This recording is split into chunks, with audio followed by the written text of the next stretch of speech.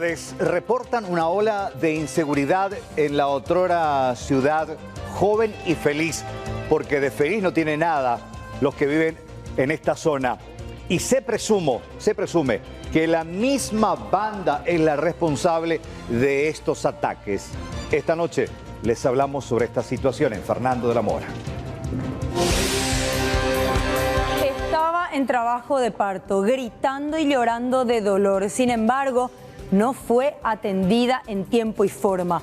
Así terminó pariendo en el suelo del hospital.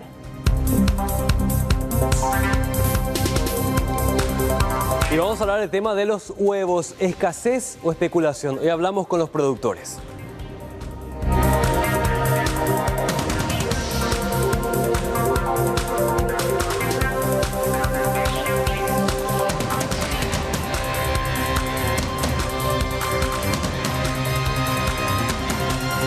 Un procedimiento a raíz de una denuncia de presunta zoofilia terminó siendo detenido el denunciado e igualmente varios niños fueron rescatados de este sitio y serán sometidos a inspección médica.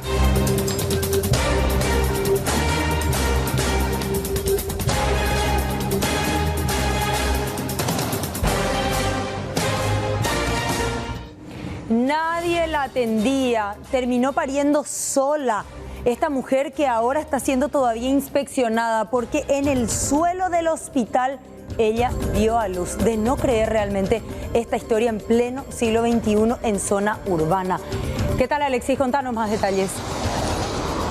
Y Mercedes, lo normal es que una criatura nazca en una sala de partos de un hospital. Evidentemente lo hizo, pero no precisamente en esa sala, sino en el piso. Y esta es una historia repetida. Es aquella frase que siempre escuchamos de las licenciadas o en las denuncias contra las licenciadas cuando dicen que regresen a sus casas a realizar caminatas y cuando el proceso esté un poco más acelerado regresen para parir. Esto fue lo que pasó del Hospital Nacional de Itagua, porque la mujer ya en horas de la madrugada comenzó los trabajos de parto, fue enviada a su casa, regresó en horas de la mañana y a partir de allí empieza un periplo realmente doloroso, teniendo en cuenta los rigores del trabajo de parto. En varias ocasiones la madre de esta joven de 32 años insistió al personal para que la atendiera. Sin embargo, supuestamente argumentaban que los médicos de cabecera se encontraban en otros procedimientos. Tal fue el recorrido de la mujer que en un momento dado termina desvaneciéndose y la criatura, de no ser por el short y la ropa interior de la mamá, pudo haber caído al desprenderse del vientre de su madre. No yo guapo pasillo no es supela y presiona ya. Ahí no apean y toda la doctora, oye poco tumo bebé. Ahí toda la doctora nena. Licenciada jefe enfermero y ape guardia pepe oficial su escuela. No te apela la doctora. Sí, porque se ya no y me suejan y te gusta porque cuando hoy en trabajo y no se vea toda ya botaron el tema ambos tallos su por favor alguien vi con el poder ayudar o de contra o de más ya ta segura se me voy a pejar juntita la y me voy con jefe cuya cara y un día huesa subir y me voy a subir o de más ya ta se me voy a por favor. Y se ve ya no me go subean y tengo utas y son bostuyo no. Sí, ni a Germán se, son bostuyo no que. Pepe se dispara a la sala de parto. Pepe eso llega tu para yo tengo la doctora eso por favor pene paciente o recota la semen. Pene paciente hijo recota el pasillo para se vile y me ve. Por favor, eso me se te dice ya. Andate nomás, señora, ya me voy ahí enseguida. Eso me hacía ya rueda no me ese no es joca tu dice hasta más pene y te pene. ¿En qué momento tu hijo tu hija? Bueno, ya se ayuda. Ayuda por momento, pues pia a disparar yo ayuda se me burenda, pues mamá y se hace 3 años, pues por favor, se hija eso. Peango permitan mi mente más eso. Ya nena, antes más con la me voy con la seta más se me voy eso. No mami, se hace 30 años, pues ascensor la se me voy. Así se me voy que tal la baño por mañana que na yo con la me voy después pean ni ande water pues eso. Sí. Entonces y que la vamos que suela baño, pues aputa pues no debe. Pega tu guapo la baño por pepe mamá y se oña cara mala se ayuda. Jamo pu hace pe yo aguincha y ya cámara se nieto ya. Y ya no, how pe ya agarra socorro ayer ni un pasillo, baño viendo qué pasillo. Sí, ni una enfermera, ni un nada de nada, pues ni por ya. ¿Cuál es el estado de salud de esta criatura La respuesta es la siguiente. Tras ser ya atendida tanto la madre como el bebé, fue sometido a una pequeña intervención, lo entubaron, él pudo posteriormente respirar de manera normal, le colocaron el oxígeno, le sacaron los tubos, al parecer sufre de una pequeña infección y ya en las próximas horas podría alimentarse de los senos de su madre Mercedes. Claro, Alexis, porque no solamente ella tuvo que parir sola en el suelo del hospital, de uno de los hospitales de referencia más importantes que hay aquí en nuestro país, sino que estuvo durante varios minutos en el suelo del hospital, con toda la insalubridad que solemos ver en el piso de estos lugares, allí a pasitos nada más del baño del hospital. Y ahora, por supuesto, el pequeño necesita un tratamiento específico teniendo en cuenta la infección. ¿Qué se sabe de la versión de las autoridades? ¿Qué dijeron ellas? Porque alguien se tiene que hacer cargo de que esta mujer haya parido allí en el suelo del hospital.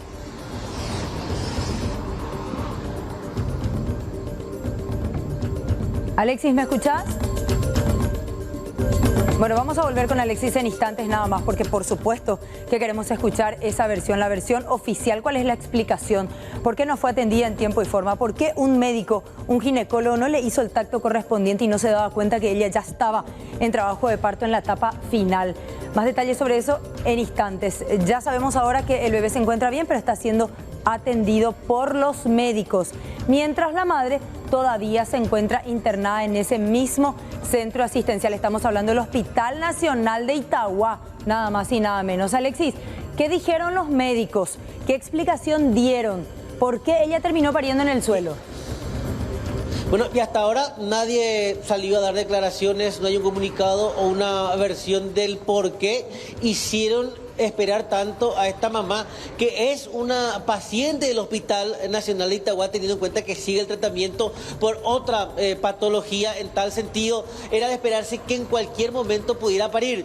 Es más, ya teniendo en cuenta el riesgo que ella padecía, habían postergado una cesárea. Es decir, en todo momento ellos quisieron que el parto sea natural cuando todavía se encontraba en tratamiento. Ahora, lo llamativo es el porqué de madrugada la envían a caminar, entre comillas, en su casa, y el por qué, teniendo en cuenta que ya presentaba una dilatación, la pérdida de líquido e inclusive sangrado, no era atendida. Y es más, la mamá de la mujer denuncia que los licenciados, cuando se dieron cuenta, licenciados, me refiero a enfermeros, se percataron de que estaban grabando la escena, inclusive no se animaban a rescatar a la criatura que se encontraba acostada en el suelo. Claro, nadie atinó a levantarla del piso, increíble realmente, ni siquiera por una cuestión de empatía, más allá de una vocación o un profesionalismo. El bebé en el suelo, la mujer ensangrentada, recién parida, y todos miraban. Gracias, Alexis, hasta luego. Mercedes, un detalle, por lo general las licenciadas son las intermediarias y ella solo también recibía respuesta de lo que le decía la doctora, que en ese momento no se encontraba en el área específica en donde la mujer debía ser atendida, ya que estaba supuestamente en otro trabajo de parto. Bueno, gracias.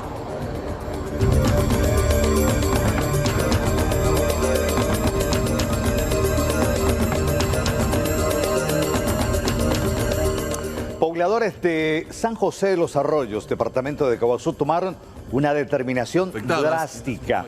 Esto en reclamo precisamente y esperando una respuesta de la gente del MOPC. Dicen ellos de que se les clausuró el acceso a la ruta PY02. Los pobladores de San José de los Arroyos en el departamento de Caaguazú están en pie de guerra contra el MOPC. Repentinamente cerraron los dos únicos accesos de esta ciudad a la ruta PY02. Hace más de una semana se encuentran manifestándose y cerrando la carretera de manera intermitente. Todo esto ocurre a la altura del kilómetro 110 en abierto reclamo a una solución al problema. Tras 2 años de haberse habilitado la ampliación del tramo en la zona suburbana, los pobladores se encontraron con la sorpresa de que sus 2 accesos habían desaparecido, dejando sin ningún tipo de alternativa segura a peatones a lo largo de unos 10 kilómetros. En este caso, por ejemplo, queda también afectado lo que es el oratorio San Luis, donde los niños vienen a recibir la catequesis.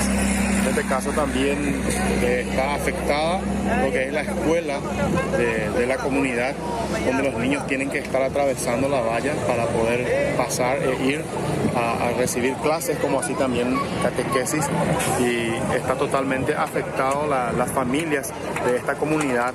Son más de 700 familias afectadas, por eso hoy nos unimos y unimos nuestras fuerzas apoyando esta causa tan justa y tan noble, porque realmente vemos que el día de mañana podemos lamentar algunas vidas y ojalá eso no suceda aquí en nuestra comunidad de San José de los Arroyos. En total, 700 son las familias afectadas en las compañías San Luis, Costapucú, Canapá, Barrero, Santa Isabel, Cuaruguá, Potrero y Mandió, que han quedado divididas por la ruta y sin acceso peatonal. Un concejal municipal también se suma a los cuestionamientos de la gente. Una odisea para nuestra salida y entrada. Y conste que en este caso Pepe Huerecó la posibilidad la auto Pepe Correos. Está hoy familia do Huerecó y en Baebete. Así es. Va ella la a pie a Boye Cruzaje. Guatajabe. Con vaya Ari apenas han dado ese puerto ese apenas ya cambió de IPS a San José de los Arroyos yo he retornado y la Canapá a la Guatajahuaca tú imposible porque ya se te imaginas garrote para ahí por la edad atroz y más cosas jugando a un bebé se me dice la Ellos temen por la integridad principalmente de adultos mayores y niños. Las dos únicas escuelas de la zona están en el sector norte y los alumnos residen en el sur. Hay un similar problema para acudir al único oratorio de la zona y a las dos principales canchas de la Liga Sanjosiana.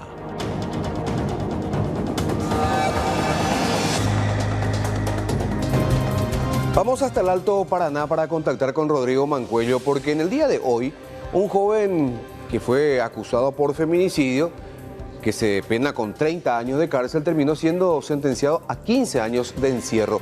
¿Qué es lo que pasó? ¿Cuándo ocurrió este hecho? Para contextualizar un poco, Rodrigo, ¿cómo estás? Buenas tardes, Aníbal, buenas tardes también para todos los compañeros y todos los televidentes. Bueno, este trágico suceso ocurrió justamente el 20 de agosto del 2021. Los familiares justamente procedieron a denunciar este trágico hecho, porque estamos hablando de que Anderson González, que era justamente el exnovio de esta mujer, le disparó en la cara a esta persona. Y bueno, lamentablemente esta chica terminó falleciendo en el hospital. El día de hoy, bien como lo decías también, Aníbal, el Tribunal de Sentencia consideró solamente 15 años de cárcel para esta persona. Recordemos que el Ministerio Público había pedido la pena de 30 años de cárcel porque el tribunal consideró de que no se trataba de un feminicidio, sí que se trataba de un homicidio doloso, y es por eso también que dio estos años de sentencia. De hecho, estamos con el abogado de la justamente de la denunciante, de los familiares, que justamente nos va a comentar todos estos detalles, esta indignación que tienen los familiares, que no quieren hablar porque ya están muy mal con relación a esta situación. Pero comentanos un poco toda esta cuestión procesal que se dio lamentablemente aquí en el este del país. Sí, así mismo es. Antes que nada, saludar a la audiencia. Sí, estamos decepcionados, ¿verdad? Aplazada la justicia del Alto Paraná a nuestro criterio, teniendo en cuenta de que este joven ha sido acusado por el hecho de feminicidio, ¿verdad? Y cuando hablamos de feminicidio, hablamos de un homicidio, ¿verdad? Que en este caso hay una persona muerta, pero la ley establece de que de algunas casuísticas, ¿verdad? Que en este caso, al matar a su expareja, su conviviente, o que haya tenido cualquier tipo de afectividad, se convierte en feminicidio. Y lo más importante es destacar y que la gente entienda que el marco penal, o sea, la cantidad de años es acá el tema. 15 años es cuando es homicidio. Pero ¿qué te dice la ley? Si usted le mata a su pareja, a su expareja, a su novia o a su amigovia, ¿qué es lo que ocurre? Se convierte en feminicidio y el marco penal va a 30 años, ¿verdad? Sí, estamos hablando también de las evidencias audiovisuales. Este video contundente en el cual se ve también a esta persona, Anderson González, que dispara en contra de su exnovia en la cara. Ni siquiera vale la pena recordar los argumentos esgrimidos por el tribunal. Ni siquiera vale la pena. La Cámara de Apelaciones de Ciudad del Este, si tiene un poco de vergüenza para lavarle la cara a la justicia, tiene que anular esa sentencia. Porque categóricamente estamos ante un hecho de feminicidio y no homicidio como quieren hacer parecer, y dan unas explicaciones que genera indignación no solamente en los familiares sino en toda la ciudadanía. Este es un precedente nefasto para el derecho de las mujeres. El mal social que se llama violencia familiar, feminicidio, con esto se alienta a esas cuestiones. Sí. Aníbal, te escucha el abogado justamente para cualquier consulta. ¿Qué tal, abogado? ¿Cómo está? Mucho gusto. ¿Qué consideró el tribunal de sentencia? Igualmente. Para darle el tipo base de 15 años, porque si bien homicidio doloso puede ser de 15 a 25 años, pero ¿por qué le da 15 años? ¿Cuál es el argumento para reducir tan drásticamente la pena? Bueno, primero cambian la calificación, Aníbal. Sí. Cambian la calificación diciendo que el feminicidio exige que haya violencia anterior. O sea, eso quiere decir en castellano, según el tribunal, tiene que machucarle primero después para matarle. Eso es así en palabras más sencillas. Más coloquiales, sí. Pero la ley de feminicidio establece en el artículo 50 de que tiene que ser su novia, su conviviente, su exnovia, o que tiene que tener algún tipo de relación sentimental. Categóricamente eso se probó en el juicio. No hay forma de desvirtuar el feminicidio, ¿verdad? Pero el tribunal da una explicación totalmente desatinada, ¿verdad? Y bueno, le dan 15 años a este joven, dejando a la justicia paraguaya ya más golpeada de lo que ya está, ¿verdad? No, pero tiene que existir un argumento jurídico para modificar primero la calificación. El argumento jurídico de ello es que cambian la calificación a homicidio porque no hay violencia anterior a este hecho.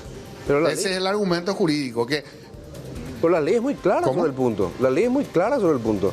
Es muy clara sobre el punto, y nosotros esperamos que el jurado de enjuiciamiento, que es otra institución bastante golpeada también, que tome intervención de oficio en este caso. Obviamente ustedes van a apelar esto. Se va a apelar y esperamos que la Cámara de Apelaciones tenga un poco de vergüenza, ¿verdad? Y reenvíe la causa, que se haga otro juicio, ¿verdad? Ahora, ¿el joven dónde está recluido, el condenado? ¿Ahí en la cárcel regional de Ciudad del Este? En la cárcel regional de Ciudad del Este. Ajá. Bueno,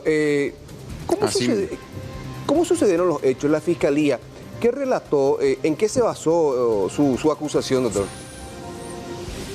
Su acusación se basó en que esta joven mantenía una relación sentimental con el hoy condenado, con Anderson, ¿verdad? Bastante torturosa, porque los mismos testigos han manifestado de que él era una persona violenta, posesiva, ¿cierto? Y que esta relación fue torturosa porque siempre le amenazaba, siempre le tenía, digamos, a la fuerza. Entonces, un día este joven tuvo un ataque, ¿verdad? de ira, digamos, o reaccionó mal porque ella estaba hablando por teléfono en una videollamada. Y es lo que se puede apreciar en el video, ¿verdad? Que ellos forcejean por el teléfono y él les trae el arma y a quemarropa le da un disparo en la cara, ¿verdad? Sí. Y las personas que estaban en la videollamada declararon de manera contundente, ¿verdad? Y también han declarado que conocen y saben de manera cierta de que este joven era prepotente, ¿verdad? Y de que era su expareja. De igual manera, abogado, si el hombre tenía un arma consigo, extrae, le dispara al rostro, evidentemente sabía lo que estaba haciendo, tenía esa intención de matarla, y 15 años, al final de cuentas parece una pena muy, muy exigua. Y es exigua, mi querido Aníbal, porque en realidad le cambiaron la calificación justamente por el marco penal, ¿verdad? Porque 15, tiene que ser 15 años, dicen, ¿verdad? Pero el feminicidio hasta 30, ¿verdad? Y categórica e indudablemente es feminicidio, ¿verdad? A lo que voy nomás en los casos de homicidio doloso, de repente puede ser 20, puede ser 25, ¿verdad? Pero ellos bajaron a lo mínimo. A lo más bajo llevaron la pena. Claro, pero para que sea 20-25 tienen que haber agravantes. El tipo base 15 años. 15 años y le aplicaron el tipo base. Bueno, abogado, muchas gracias. Le aplicaron el tipo base. Muy amable, gracias a ustedes por el espacio, Aníbal. Gracias, Rodrigo. ¿Algo más que acotar? Bueno, solamente mencionar este tribunal de sentencia que justamente conforman a Emilia Santos Ábalos, ella es la presidente, Milciades Ovelar y Flavia Recalde, que son los miembros justamente, ya decía el abogado, que van a apelar, van a esperar justamente que se dé otro tipo de sentencia para esta persona, bueno, que lamentablemente terminó la vida con una mujer aquí en el este del país. Perfecto, gracias, Rodrigo. Hasta luego.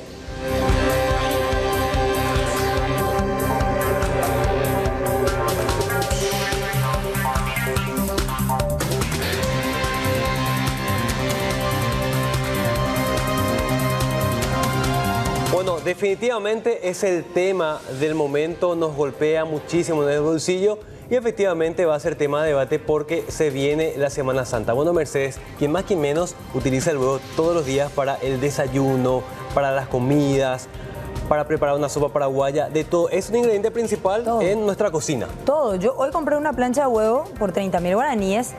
Ya, un súper precio. Mira que hice, fue un ofertón. Y yo calculo que va a durar en mi casa 3 o 4 días. Y después ya uno tiene que rebuscarse. Y probablemente, Mercedes, encuentres otro precio mucho más alto que el de 30.000 guaraníes que hoy está disponible en el supermercado. De hecho, ¿qué me pasó? Porque la semana pasada todavía compré a 27 y ahora 30. Me imagino que para la semana que viene va a haber una variación enorme. Y a medida que nos vamos acercando a la Semana Santa, va a ser peor. Hay lugares... Hay comercios que ahora están vendiendo a 39.000 la plancha de huevo. Enorme realmente la diferencia. Y precisamente no es el huevo, el triple A, el grande. Estamos hablando de uno de tamaño normal. Chiquito tienes que usar varios para un plato. Y si sos de buen comer, por lo menos. ¿Carlos? No, perdón que meta mi cuchara en la olla ajena. Anoche, al salir, fui a comprar una plancha. 39.990. Tengo la factura en la camioneta. ¿En serio? ¿Cenaste huevo revuelto? ¿Eh? ¿Cenaste huevo revuelto? No, un estilo distinto. O si no, iba a ser muy gourmet tu cena. No, pero compré, a lo que voy, es 39.990 anoche en un súper y tengo la factura. Hoy lo último que tenía ahí, Naldo, tiré porque almorcé omelette. Totalmente un artículo de lujo, un plato de lujo. Sí, 40.000 guaraníes. Pues el 9.90 pues te ponen por el tema de 39.000. Les voy a dar una mala noticia. Un pirex, digo bien, de sopa, usas 8 huevos. Sí, les voy a dar una mala noticia y también a la gente. El lunes sube nuevamente el precio del huevo. Lo confirma ahora el grupo de MIPYMES, que contrariamente a lo que dice Capazu, ellos dicen no existe un desabastecimiento en cuanto a la producción. Sí existe mayor demanda por el tiempo, por la época, porque falta poco para Semana Santa, pero nuestra producción es la misma. En todo caso, lo que existe es una merma en la oferta, según están señalando. Punto sobre el tema. Anoche busqué el de 12. No hay de 6 ni de 12. Todas son planchas de 30. Claro, y te obligan a comprar la más cara. Claro. Yo busqué la de 12. O puede que se haya acabado muy rápido la otra. Lo más probable Entonces, también. solamente queda esa opción, que por supuesto es la más costosa. Sí, ¿verdad? pero incluso el gremio que nuclea a estos productores decía que es una cuestión cíclica de cada año, que ellos no están con el tema del desabastecimiento, que también forma parte de un marketing de los que venden este producto y que son planchas de 30, no había. Yo busqué una de 12, no había. Ahora, ni de 6 ni de 12. Siempre se comparan los precios y las realidades. Dicen que del otro lado, estamos hablando de Argentina, la plancha te sale 19.000, 20.000 guaraníes. En redes sociales, Mercedes, te dicen, en Puerto Elsa te vas y compras a 18.000 la plancha. Pero está re prohibido, te puede ir preso. Por supuesto que está prohibido. Además, es sumamente peligroso porque el huevo tiene un tiempo en el cual, exacto, una cadena y una fecha de caducidad. Entonces es bastante peligroso. ¿Y qué hacemos? Bueno, vamos a escuchar lo que dicen justamente los productores, los MIPYMES, acerca de esta situación que se está saliendo de las manos. Probablemente vuelva a subir el lunes, nos decían, y también se viene otro golpazo, Semana Santa.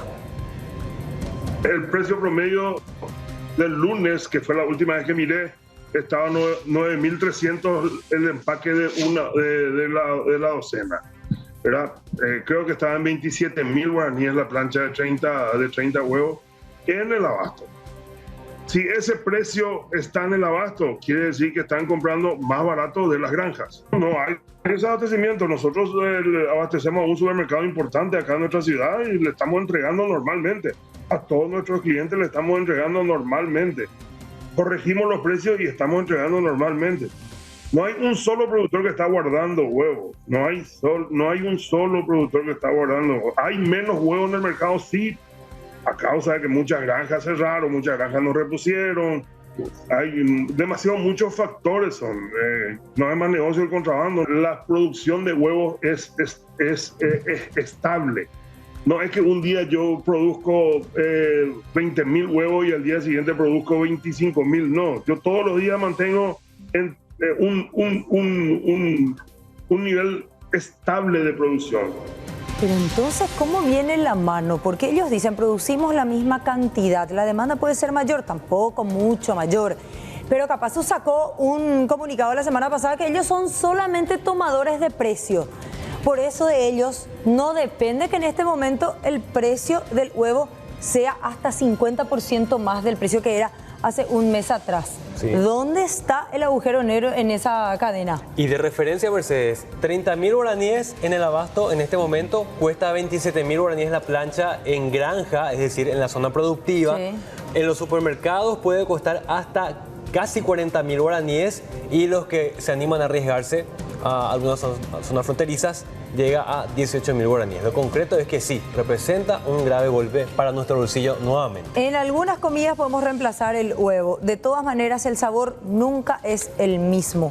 El huevo, y sobre todo aquel huevo casero, le da un sabor único. Así que a lo mejor juntamos algunas moneditas y seguimos disfrutando de esta. Mientras tanto, va a seguir siendo un plato de lujo. Vamos con esta información que viene de la zona de San Bernardino, porque delincuentes desvalijaron una casa ubicada en esa ciudad. Además, tomaron como rehén a una persona y faenaron un animal.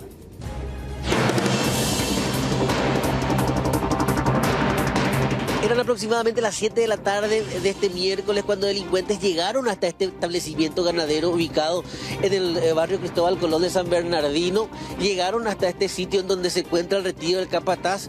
Rápidamente le dieron la voz de asalto, lo redujeron, maniataron para luego ingresar a esta otra área, el corral, y comenzar a faenar algunos animales.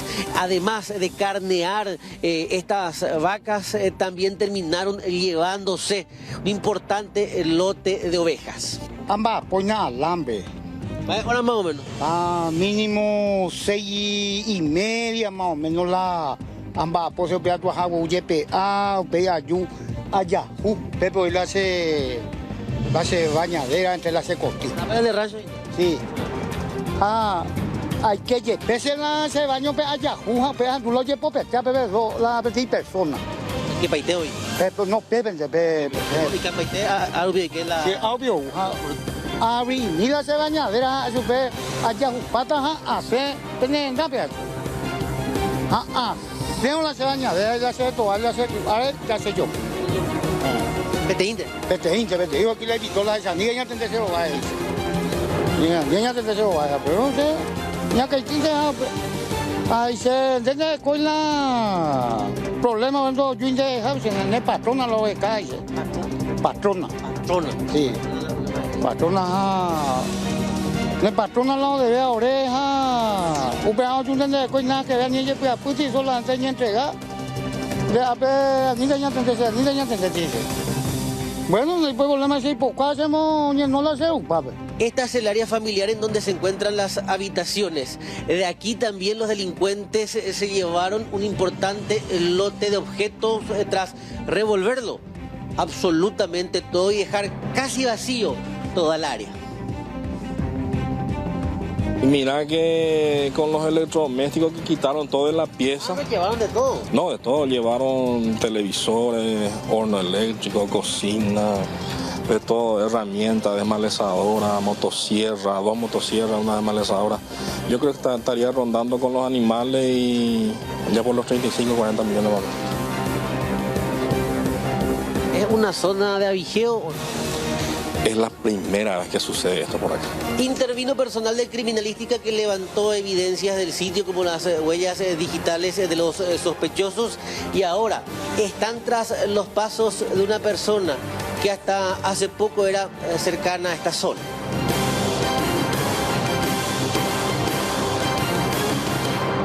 Bueno, lastimosamente volvemos a hablar de los casos de extrema violencia entre alumnos de una institución. Fíjense cómo quedó este alumno de un colegio de la ciudad de Limpio. Casi perdió el ojo al pelearse, pero a golpes de puño y empujones con otro compañero suyo. El motivo, insignificante. Supuestamente se pelearon por el lugar. Allí es que empieza la discusión, que sube de tono, se empujan, golpes de puño, moquete, en fin. Uno le empuja al otro y este termina cayendo contra el pupitre de una silla en mal estado, que por cierto tenía expuesto un hierro que le termina atravesando el rostro. Casi pierde el ojo. Vamos a escuchar lo que decía este joven que resultó ser la víctima de esta grave lesión.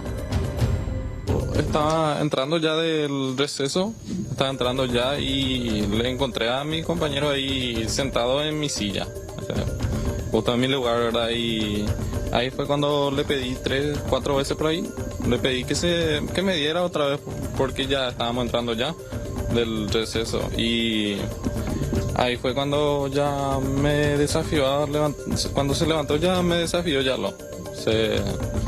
me desafió y no le hice caso y miré mi mochila, iba a acomodar mi lugar para sentarme y ahí fue cuando ya me empujó y me pegó prácticamente, o sea que me pegó dos veces.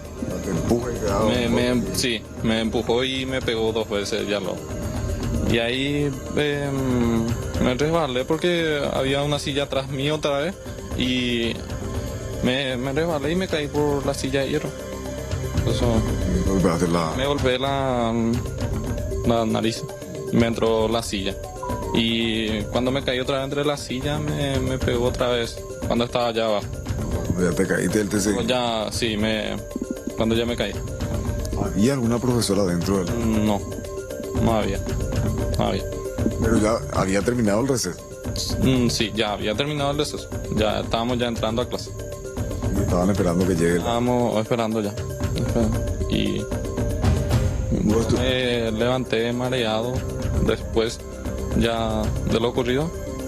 Vinieron ya a separarle y me levanté mareado. Bueno, de no creer lo que mencionaba este joven en su relato. Supuestamente llegó, le pidió su lugar al otro y allí empezó toda la pelea que termina de esta manera, casi perdiendo un ojo. Pero la madre de este joven también habló y ella criticó la inacción de la directora de la institución porque pese a la gravedad de la lesión, porque les reitero, este adolescente casi perdió el ojo en esta pelea, la directora supuestamente no actuó. Escuchemos lo que decía la madre. Pedimos justicia para mi hijo. Porque él se quedó muy mal. Y vos viste la cara cómo se quedó de él. Para que puedan entender ahí todo, ¿verdad? ¿Era un día normal en la clase? Era un día normal en la clase. Mi hijo se fue un día normal. Él no es un chico muy violento, él no en ningún momento violento. Él nunca creó problemas en ningún lugar. 7 hijos, ahí terminaron su 6º curso. Ningún queja yo no tenía de mi hijo, ningún queja. Es la primera vez que ocurrió esto. Y después nosotros estábamos normal. Empezó mi marido a trabajar, se fue en su trabajo y de ahí le llamó mi hijo, diciéndole que su hermano estaba inconsciente en la clase. Y la directora en ningún momento le auxilió. Estaba 7 vehículos, no le auxilió. Yo le reclamé a la directora, ¿por qué directora no le auxiliaron a mi hijo? Él estaba 45 minutos, estaba sangrado. Para llegarlo mi marido ahí, tardó mucho por el tráfico. Y tardó ahí, ¿verdad? Y mientras eso, él estaba inconsciente, su hermano llorando ahí. ¿Y por qué la directora no le auxilió? Eso yo pido justicia para mi hijo. Bueno, y de esta manera la disputa por una silla casi terminó dejándole sin ojo a uno de los jóvenes. Es importante aclarar que intentamos hablar con la otra parte, que sería el supuesto agresor, sin embargo no tuvimos retorno. Estamos a la espera ante el interés de estas personas querer dar su versión sobre lo ocurrido. Principal cliente para los peatones que a diario deben sortear trampas en su transitar sobre sus aceras. Pero existe un segmento de la población más vulnerable, este lunes. En 24 horas, el noticiero de los paraguayos, te mostramos cómo sobreviven a diario las calles de esta ciudad.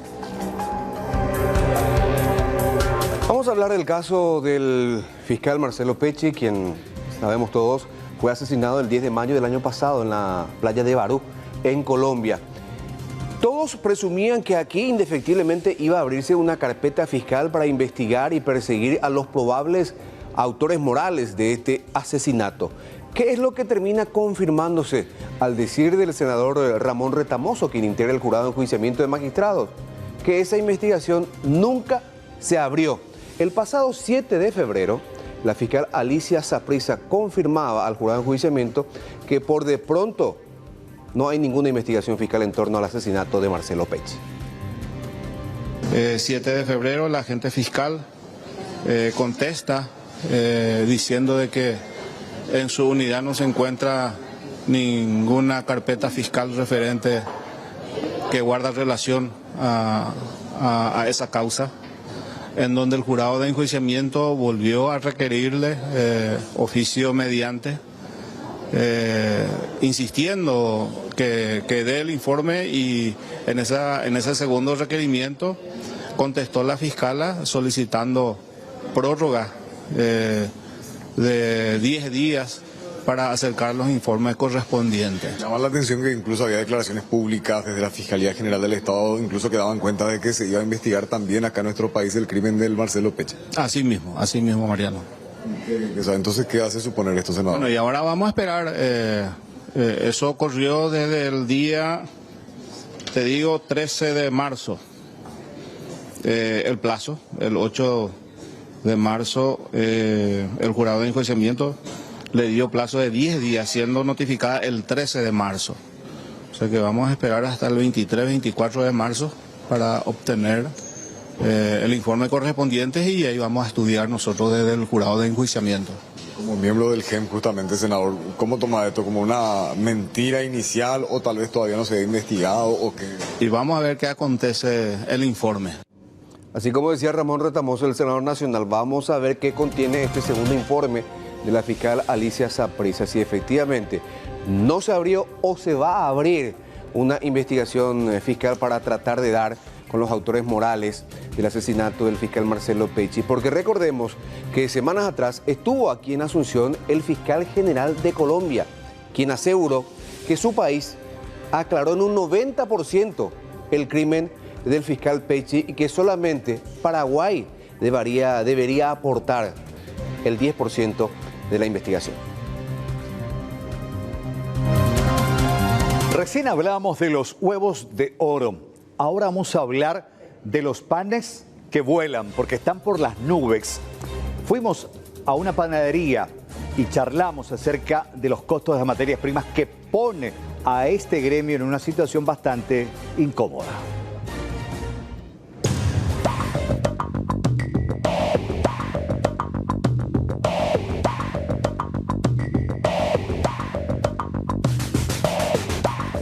Ante los constantes aumentos de precios en cuanto a las materias primas para panificados, llegamos hasta una conocida panadería de la ciudad de Asunción para conocer los precios actuales y también cómo les afecta especialmente la subida del precio de los huevos y también otras materias primas.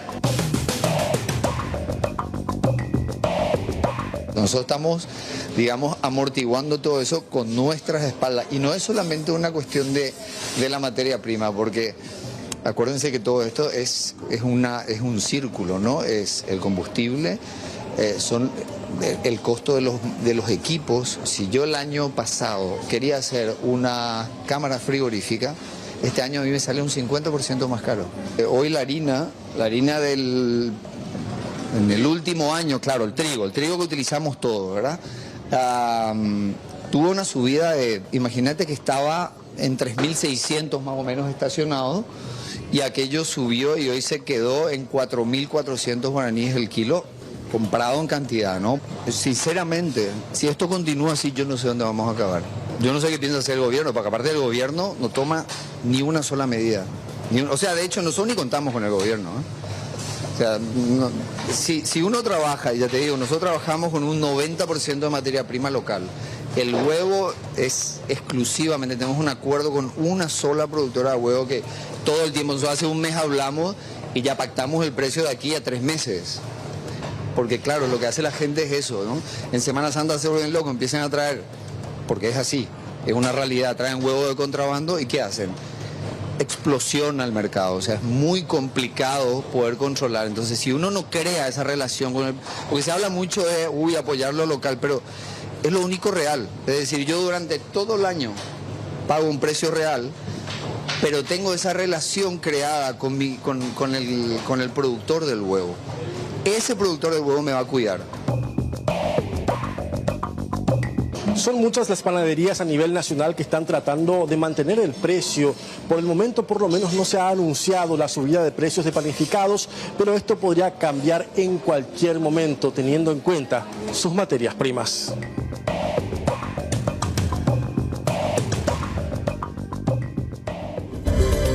Bueno, y ayer en este mismo horario recibíamos un reporte desde la localidad de Caraguatão sobre un doble homicidio y personas heridas. Hoy ya tenemos todos los detalles porque nuestro compañero Raúl Bogarín y su equipo se trasladó hasta esa localidad para conocer las circunstancias de lo ocurrido y con lo que se encontraron, Raúl, tremendo, la historia, el trasfondo. Es así, Judith, ¿qué tal? ¿Cómo te va? Saludos a todos los televidentes. Terrible todo lo que pasó porque primeramente vamos a desglosar parte por parte qué fue lo que pasó y qué fue lo que le motivó a este señor de 65 años, Ramón Vera, y vamos a ver en imágenes lo que sucedía ya anoche en esta intervención y también para identificar a cada una de las personas tenemos preparadas también algunas placas para saber quiénes son las personas involucradas y quién es Ramón Vera de 65 años. Esta persona sometía sexualmente a su esposa que se encontraba postrada en una cama a consecuencia de una ACV que le dio porque este hombre la golpeaba y abusaba siempre de ella. Y a consecuencia de esto, él fue el que le hizo para que tenga este accidente cerebrovascular. Después de tener, igual seguía abusando de ella. O sea, incluso la mujer seguía bajo su poder. Exactamente, a pesar de tener todas las restricciones, porque hicieron la denuncia a los familiares, pero no permitía a este señor que retiraran de su casa. ¿Qué pasó ayer a la mañana? Fue Rafael hasta la casa, en este caso de su padre, y descubrió que estaba abusando de su madre. Le reclamó. Allí empieza todo. Ahí empieza todo. Y después, ¿qué es lo que hace don Ramón? Sale de la casa y aprovecha a Rafael para poder sacar de ahí a su mamá. Rescatar. Y después llevar hasta la casa de Miguel. Él es Rafael. Él es el que fue hasta la casa del padre y rescató a la madre. Y allí fue que comenzó la odisea. A la tarde viene en estado etílico y con un arma de fuego ya en la casa de Miguel, donde se encontraba la madre, y directamente a preguntar dónde está Rafael. Cuando preguntó dónde está Rafael, salió una ahijada, Julia Argüello, que formó parte de toda esta escena dantesca realmente. Y en un momento dado le pregunta y le dice Julia que no estaba allí Rafael y qué era lo que estaba pasando. ¿Por qué reaccionaba así? Padrino, era pico pecha ahí. Apengoína, le dijo el nombre de la señora que no podemos mencionar. Apengoína, tranquilízate nomás, le dice. Y cuando le mencionó todo eso, empezó a disparar en contra de ella 3 veces. Del susto la señora se tiró detrás de un vehículo y allí le dispara nuevamente. Ella zafó estos 4 disparos. 4 disparos, se salvó de manera milagrosa. Ella incluso dijo que volvió a nacer. Vamos a escuchar esta primera parte de esta testigo clave de toda la situación. Uno de sus hijos descubrió que le estaba abusando ya otra vez.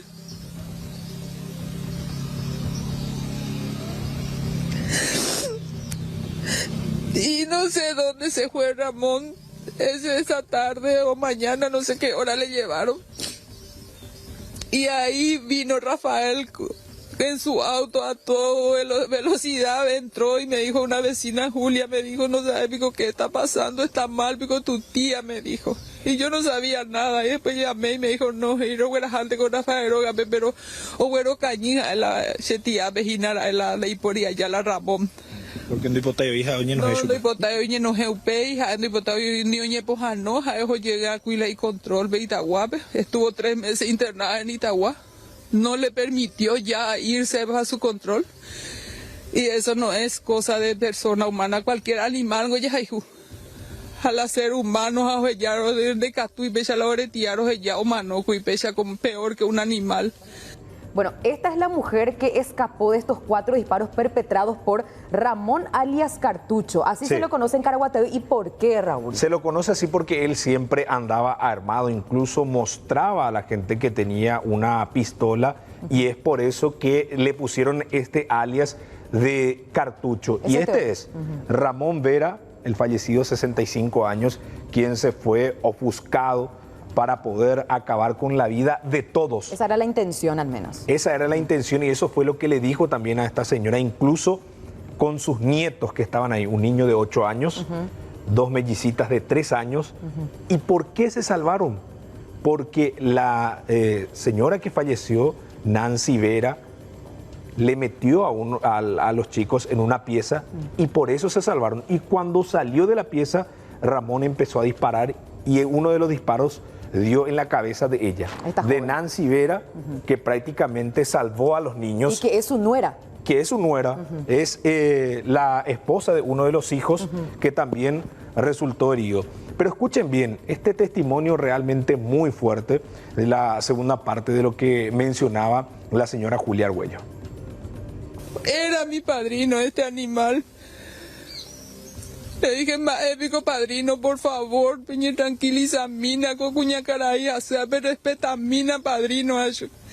Ay, se era una infeliz la hereta, ella, se puti amaña. Ape se puti amaña, me 2 metros, ape se ya pi 4 tiros, pero no se acertó, porque no iba a estar contando lo que realmente eso es lo que volvían a hacer, porque ni una bala me acertó. Y ahí, al dar la vuelta, salió el muchacho Miguel.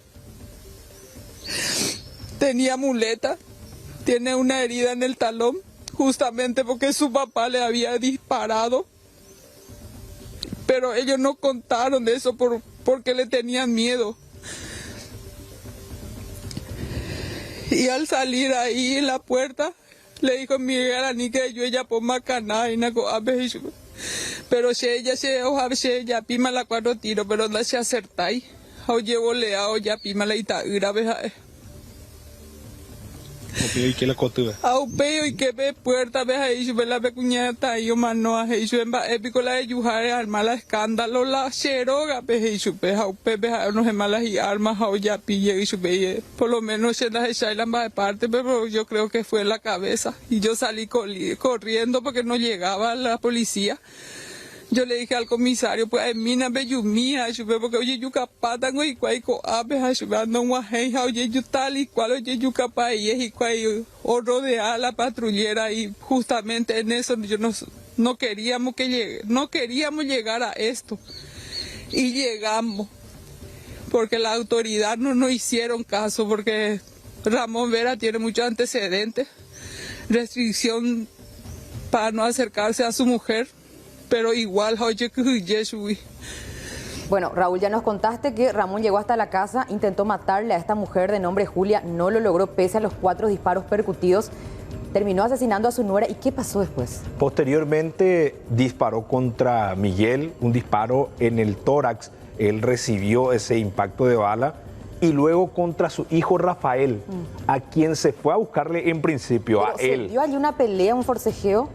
En ese momento no se dio, pero cuando disparó a Rafael, aparentemente él es el que le saca el arma y todavía no se tiene bien preciso quién fue el que realizó el disparo, si fue Rafael o Miguel. Lo cierto y lo concreto es que esta persona, Ramón Vera, recibió 8 impactos de bala, uno en la cabeza y después en distintas partes del cuerpo, presumiblemente con el arma que él llevó para acabar con la vida de todos los que estaban allí presentes. Ahí te detengo. Hasta el momento lo que se maneja es que se utilizó solamente un arma que sería precisamente del autor del crimen inicial, ¿verdad? De haber asesinado a su nuera. Y por otra parte, se pone en duda que haya sido Miguel, su hijo, el que lo asesinó, atendiendo a que él está en mayor gravedad actualmente. Él recibió un impacto a la altura del pecho, tengo entendido. Es así, se pone en duda esa situación y todo apuntaría que se trataría de Rafael. Ahora hay que ver qué es lo que decide el Ministerio Público, si lo imputa por el hecho de homicidio doloso, mejor dicho.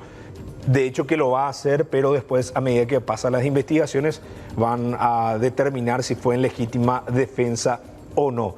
También una vecina nos hablaba y relataba cómo fue que pasó, porque 5 minutos antes que sucediera todo esto, ¿qué fue lo que hizo Nancy? Fue a comprar productos de higiene de aseo para la señora que estaba ya en la vivienda porque ella utilizaba pañal y necesitaba cambiarse. Ella fue hasta la despensa. ¿Qué tan lejos queda la despensa? Enfrente se encuentra la despensa, enfrente de la casa donde sucedió todo. Y esto era lo que nos comentaba la señora vecina. Nunca sucedió esto. A mí me sorprendió, porque yo estuve atendiendo acá por la señora en el negocio y de ida ya se le... Y después, a los 5 minutos después de que se vaya de acá. ¿La señora que falleció? Sí, una buena chica. Vino a comprar acá. ¿Qué compró de usted? Y así, cuestión de mercadería. ¿Siempre suele venir a comprar acá? Sí, acá nomás ella compra. O sea, ¿tu clienta? Mi clienta, segura. Buena chica. ¿Qué te dijo cuando llegó ella? Nada. Lo único que me contó es que trajo su suegra a vivir con ella, porque estaba enferma pues la señora. Y qué bien, le dije, pero en apurado luego venía a llevar, solamente lo llevaba a cuestión de limpieza.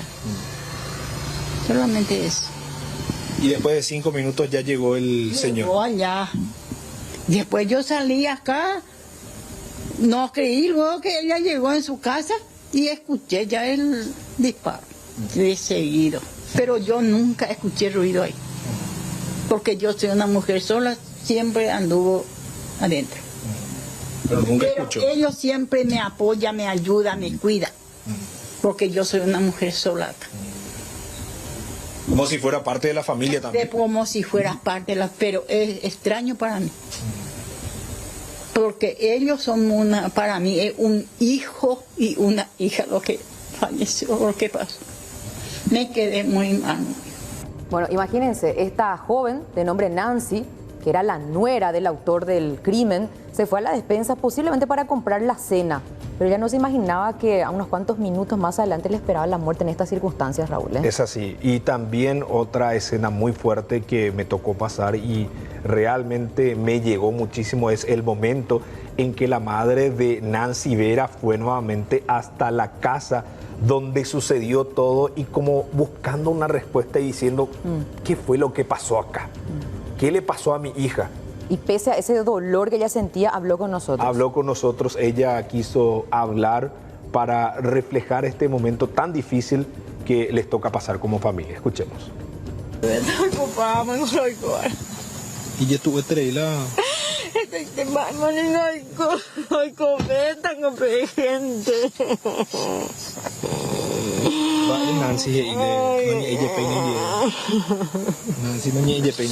Una hora lo lleno, yo dime curi lo igual. Ay. Ay. Sina imagina curi roño enta pero visita chupe. Roño ta ya venda pe coi colope. Ay, Dios mío. Porque va a ver no recogí. Inocente la se me va. Ubitire ya tengo. Inocente, ahora sí. ¿Cómo va a pasar? Bueno, tremendo realmente, Raúl, el relato y ya todos los detalles de lo que envuelve a este crimen que nos trajiste. Evidentemente, un psicópata terminó acabando con toda su familia porque si bien hay sobrevivientes, el trauma que queda es irreversible. Es así, y ahora hay que esperar la evolución de Miguel, quien es el que se encuentra grave en el Hospital Nacional de Itagua. Dependiendo de eso también es el futuro de esta criatura de tan solo 8 años, que hay que decir que se salvó porque su madre lo ingresó en una pieza. Si no ingresaba, iba a acabar con la vida de su madre y también de la criatura que se encontraba en ese momento. Ahora su padre se debate entre la vida y la muerte. ¿Qué pasó de Rafael? Él se encuentra todavía en observación en el hospital de Cacupé, pero ya fuera de peligro. Bueno, gracias Raúl por este reporte. Gracias. Asunción es una ciudad complicada para todos. principalmente para los peatones que a diario deben sortear trampas en su transitar sobre sus aceras. Pero existe un segmento de la población más vulnerable. Este lunes, en 24 horas, el noticiero de los paraguayos, te mostramos cómo sobreviven a diario las calles de esta ciudad. Desde noviembre del año pasado, diciembre en realidad, hasta horas antes de que asumiera el nuevo fiscal general del Estado, la doctora Sandra Quiñones ascendió y nombró a al menos 360 funcionarios del Ministerio Público. Hoy el titular de esta institución, el doctor Emiliano Rolón Fernández, ofreció una conferencia de prensa y explicó que inclusive hay asistentes fiscales, 59 total, que no pasaron por ningún concurso. Al mismo tiempo, entre otras cosas, señalaba que muchas de estas designaciones transmitían de que hubo hasta prepotencia y poco tino de parte de la saliente Sandra Quiñones. Luego de la designación de este fiscal general del Estado, mes de diciembre, tenemos un número ínfimo de nombramientos, pero en el mes de marzo, en el mes de febrero se disparan inmensamente, más de 200 nombramientos en el mes, y hasta el 8 de marzo.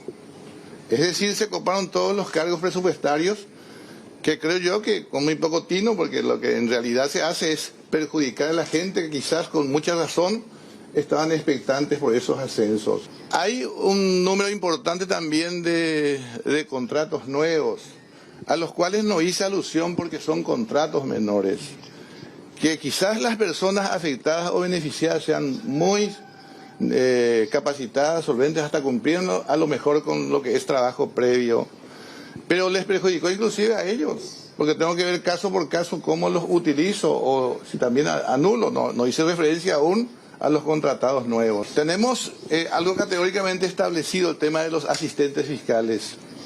Hay un reglamento interno desde hace años y la última vez que se observó fue en el año 2020. Y llamativamente desde ese tiempo en adelante, después del último concurso, no hubo designación de asistentes fiscales. De diciembre al 8 de marzo tenemos 59 asistentes fiscales que ingresaron sin concurso. No hago desmérito, que quede claro, de la preparación o el trabajo, sino simplemente se los introdujo casi de prepo. Casi de prepo, con prepotencia. Bueno, inmediatamente reaccionó el sindicato de funcionarios del Ministerio Público ante este anuncio del doctor Rolón Fernández. Lo emplazan y le exigen que revean su decisión. Por ejemplo, la comisión directiva del sindicato le insta, dice, a que convoque a esta representación gremial a una reunión en el término de 24 horas a partir de su recepción. Y esto fue recibido por la Secretaría General por la mesa de entrada a las 10:45 de hoy. Vayamos al siguiente documento, porque después inmediatamente el mismo sindicato emitió otro comunicado en el que le exigen al doctor Emiliano Rolón proceder de inmediato a rever su postura respecto de aquellos compañeros que estuvieron contratados con años de antigüedad y fueron nombrados, disponiendo su inmediata incorporación como nombrados. Bueno, ¿qué dijo al respecto el doctor Emiliano Rolón Fernández? La creación de una mesa sindical. Estamos creando justamente ahora una oficina sindical de asuntos sindicales que deberá examinar estas cuestiones si es que existen. Solamente oímos por a través de los medios, pero son cuestiones que sí, todas las propuestas, todos los problemas deben ser canalizados y examinados. El sistema constitucional que nos rige, coordinación, recíproco control, armonía, etcétera, es un modelo de función que diseña el artículo 3 de la Constitución Nacional. El oírnos no cuesta nada, pero definitivamente encauzar dentro de las reglas de la comprensión y el debate que sí corresponde. Decíamos, 360 funcionarios recibieron reasignaciones o ascensos o fueron nombrados. Y pasamos a ver el número de ascendidos, nombrados y también de gente que directamente fue traída de afuera y nombrada. 206 funcionarios ascendidos. Después van a ver el número de gente que estaba contratada y fue nombrada. 103. 115 en realidad.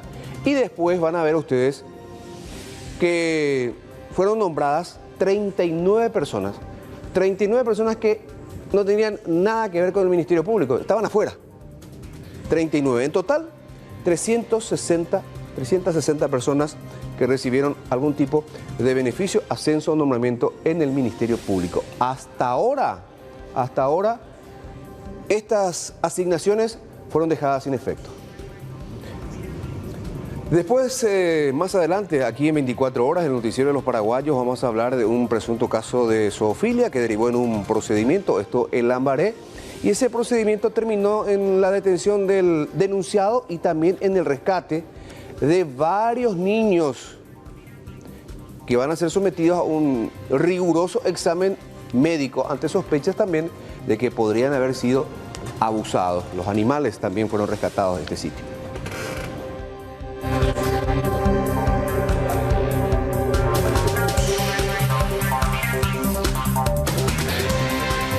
Bueno, ya estamos en la cuenta regresiva para el próximo 30 de abril, día en el que los paraguayos vamos a elegir al nuevo presidente de la República y renovar, ojalá que la palabra realmente sea ajuste o se ajuste a la necesidad de renovar el Congreso Nacional. Bueno, sobre la expectativa o la intención de votos tenemos para compartir con ustedes una información que se divulgó recientemente sobre una encuesta realizada por la empresa brasileña Atlas Intel, que revela una suerte de empate técnico entre la chapa liderada por el representante de la concertación, el señor Efraín Alegre, y esto frente al representante de los Colorados para estas elecciones, el señor Santiago Peña.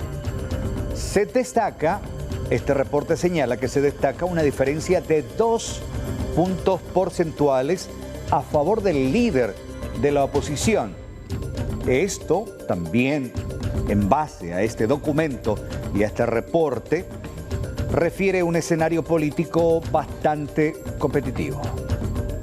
El estudio muestra un escenario bastante competitivo con un empate técnico, un empate estadístico entre dos candidatos o dos listas, ¿no? Entonces, Efraín y Soledad Núñez aparecen en la cabeza con 38 puntos porcentuales del electorado general y Santi Peña aparece en segundo lugar con 36 puntos porcentuales. Entonces, una diferencia de solamente 2 puntos.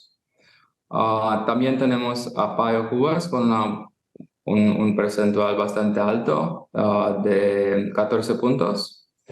Y después hay 2 otros candidatos, Chilaver y Euclides, si no me engano, con 3 puntos porcentuales cada uno.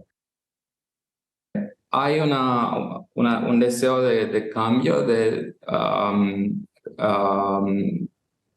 renovación en términos del partido del gobierno. O sea, si la pregunta es, ¿deseas que el próximo presidente sea del Partido Colorado o de un partido de oposición? La diferencia es mucho más alta. El principal desafío de la oposición es la fragmentación de fuerzas. O sea, Efraín todavía no logra tener una unidad suficiente de fuerzas para que pueda liderar la encuesta con un margen tan grande cuanto podría ser esperado a partir de una de las otras preguntas de la encuesta, que es más sobre cambio o renovación política. Y justamente pensando en las próximas elecciones, organizaciones civiles presentaron propuestas muy interesantes de control. El proyecto Creer, presentado por la organización Semillas para la Democracia este jueves, tiene como objetivo aumentar el control ciudadano sobre el financiamiento que reciben los candidatos, supervisar las irregularidades o hechos de corrupción y combatir la influencia del crimen organizado en las próximas elecciones. Creemos que podemos ejercer un mejor control del financiamiento político, mejorar la calidad de la representación política, que justamente es una de las más afectadas con este flagelo del crimen organizado. La infiltración del dinero sucio en la política perjudica notablemente al sistema democrático. Y es un flagelo, como yo les decía, que no afecta solo a nuestro país, es un flagelo internacional, transnacional, como le llaman. Entonces, la única forma que podemos enfrentarlo es aunando esfuerzos. En una alianza firmada por otras organizaciones de la sociedad civil, señalan que el contexto político actual está amenazado por una abierta intromisión del crimen organizado entre los candidatos, por lo cual buscan incentivar un mayor control ciudadano, realizando reuniones, foros y talleres. Nosotros tenemos que exigir de alguna manera transparencia y rendición de cuentas a quienes son nuestras autoridades y quienes van a hacer. Y ahí viene muy apañado, sobre todo piensen con la cuestión de corrupción y malos manejos de fondos. Entonces también aquí en un país donde hay reelección se conocen las trayectorias. En ese sentido queremos decir, bueno, queremos volver a creer en la honestidad, en que la gente que trabaja tiene derecho a ser representada por gente que también tiene esa trayectoria. No es una cuestión de que el 30 se acaba todo. O sea, a veces creemos que en el 30 de abril se juegan 5 años y dicen, no, es durante las elecciones. ¿Qué podemos hacer? Y se acuerdan ustedes de las municipales. Los ciudadanos y las ciudadanas en las que se está comprando votos. O sea, ese ejercicio tenemos que hacerlo antes, durante y después de la elección. Estamos en vivo desde la otrora ciudad joven, quizás joven todavía, pero feliz no, porque los ciudadanos que viven en esa localidad critican y cuestionan la alta inseguridad. Hola Araceli, ¿cómo te va? Buenas noches, bienvenida.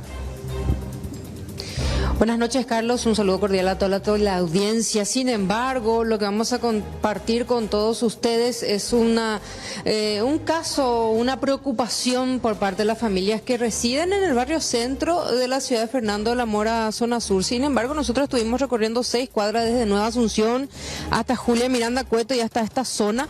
Y en una semana, en 2 semanas, reiteradas veces hay asaltos y robos y ya no puede vivir de esa manera, señora. Asimismo, justamente ayer hubo casi en un lapso de 10 minutos 2 asaltos aquí en esta misma esquina. Era un poquitito más, una persona que volvía de su lugar de trabajo más o menos a las 16:15 más o menos, creo que está en el video, y a una señorita que venía caminando que le robaron el celular y la pobre chica se quedó en shock. Y se quedó estática porque estas personas vinieron en moto y con armas de fuego. Y se asusta. Pero lo que más nos preocupa a nosotros es que en esta esquina estamos a escasos 30 metros de la Escuela República Dominicana, ¿verdad? Y la preocupación nuestra que traemos a nuestros chicos a la escuela es a la salida de la escuela que a ellos se les robe o les pase algo, ¿verdad? Esa es nuestra gran preocupación ahora mismo y nosotros solicitamos y queremos ver qué podemos hacer como para conseguir más el resguardo policial, ¿verdad?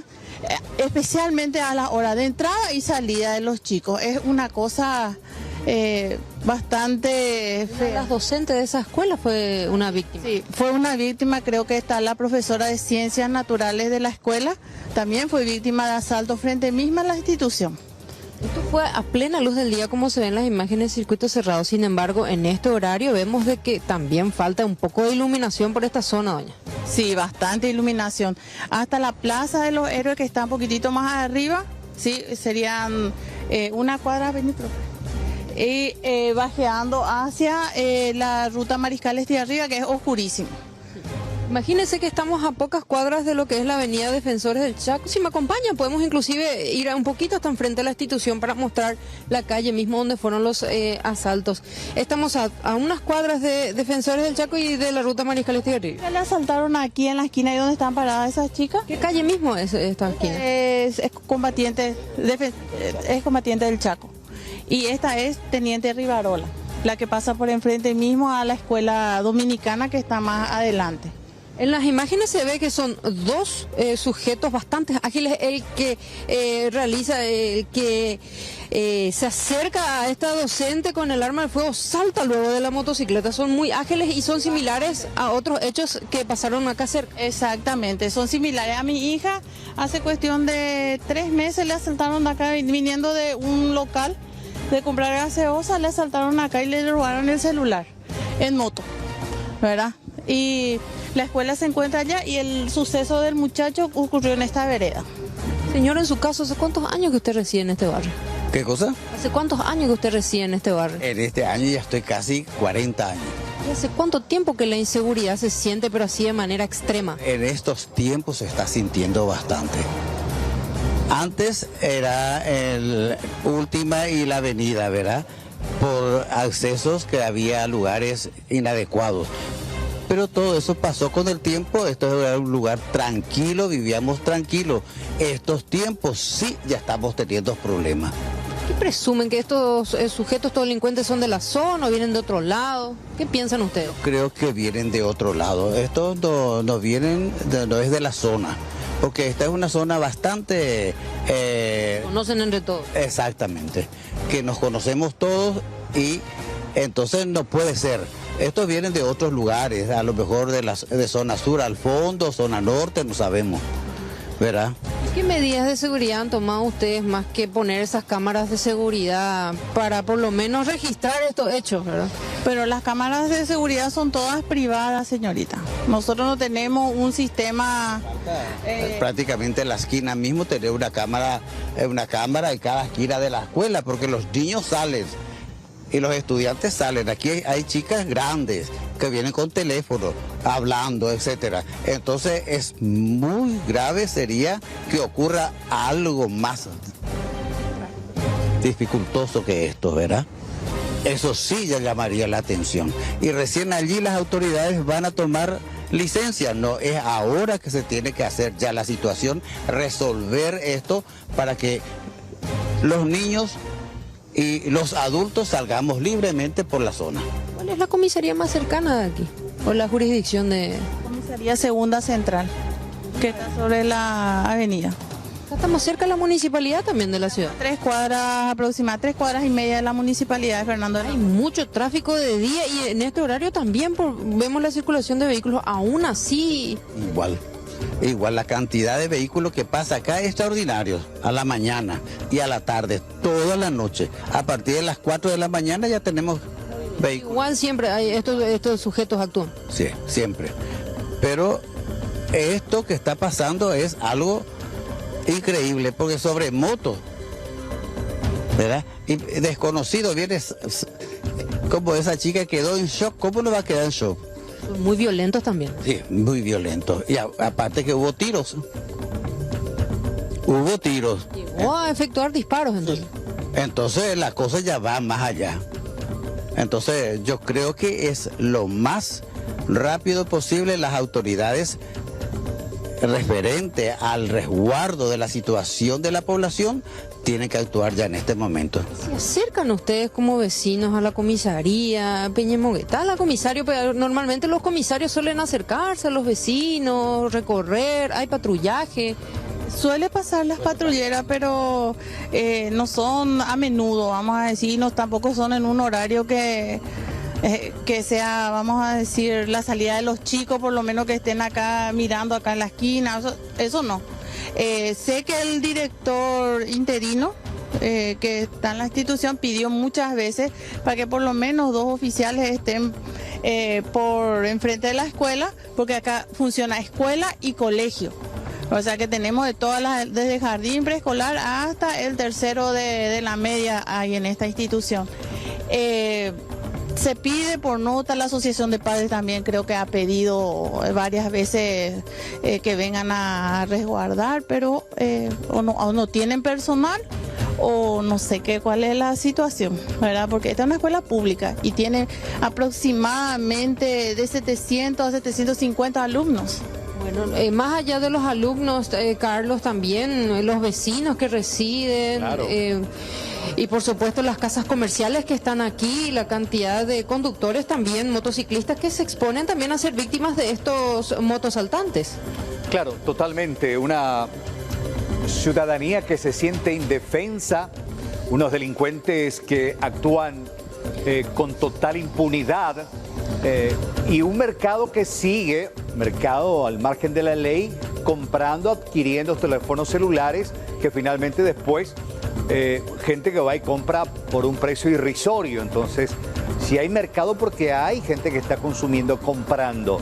Yo creo que también hay que atacar no solamente a estos motochorros, sino también el mercado que ellos están nutriendo, que es el tema de los teléfonos celulares. Y la policía sabe dónde va a encontrar. No hace mucho hicieron una intervención de un laboratorio donde tenían miles de teléfonos celulares que venían como accesorio. La gente sabe, la policía sabe, pero lamentablemente la propia policía es la que a veces recibe algo para no actuar y no intervenir.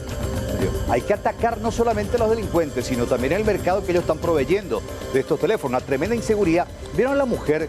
Como 5 minutos estuvieron ahí, o estuvo ahí el delincuente, ahí está, peleando. Por fortuna se salvó de un balazo y se ensañó con ella. Pobre joven, es la hija de alguien, la novia, la esposa de alguien, la mamá de alguien, y uno ve a un familiar suyo así, víctima de estos delincuentes. Te juro, literalmente, prefiero callarme. Dale, gracias, Araceli. Gracias.